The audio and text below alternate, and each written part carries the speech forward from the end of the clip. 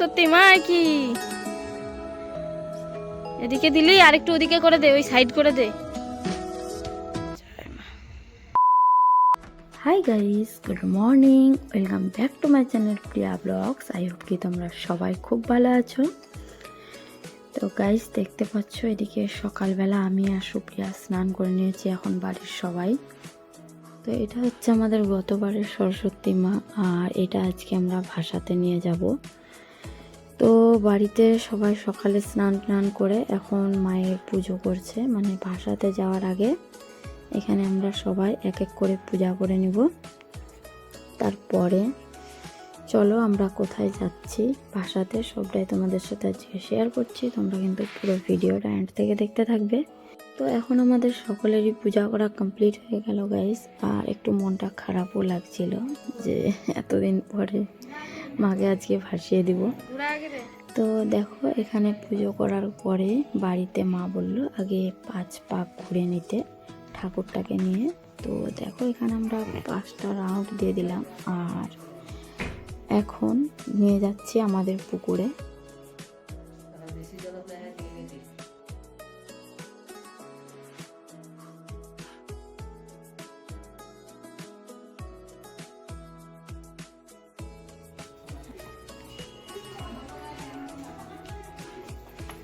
প্রিন্সকে ধরো, এদিক দেবি না ওদিক দিয়ে চল, পরিষ্কার। ও মা, ও মা,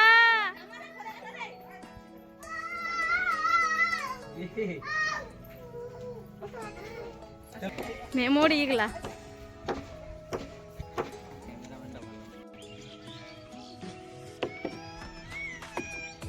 সকাল সকাল বাগানের দিকে দেখো কত কুয়াশা পড়েছে, আর আজকে কিন্তু অতিরিক্ত ঠান্ডা করছিল, মানে 2-3 দিন থেকে খুবই ঠান্ডাটা বেড়ে গিয়েছে।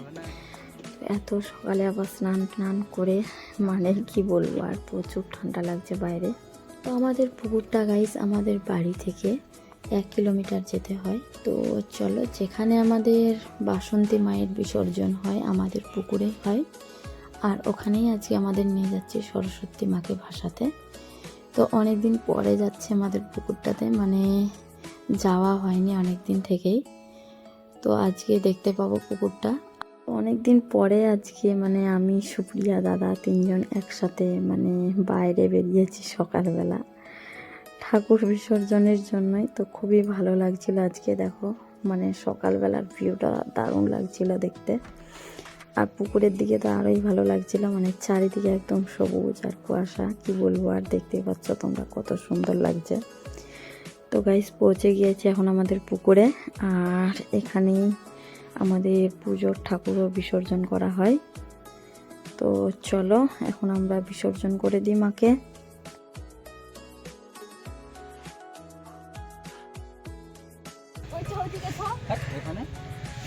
ভালো, এটা তো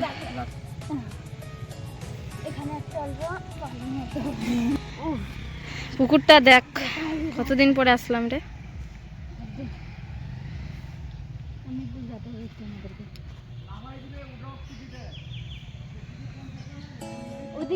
ওই সবাই সরস্বতী মা কি এদিকে দিলি আর একটু ওদিকে করে দে, ওই সাইড করে দে।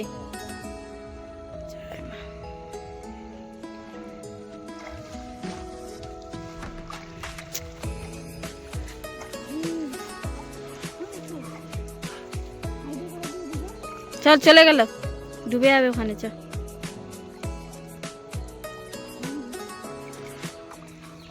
এদিকে আমাদের এখন ঠাকুর বিসর্জন করা কমপ্লিট, আর এখন চলে যাচ্ছি আমরা বাড়িতে। তো এখানে অনেকটা লেট হচ্ছিল, আর প্রিন্স মনে হয় বাড়িতে কান্নাকাটি করছিল তার জন্য দেখো মা আবার প্রিন্সকে নিয়ে চলে এসেছে এত দূরে।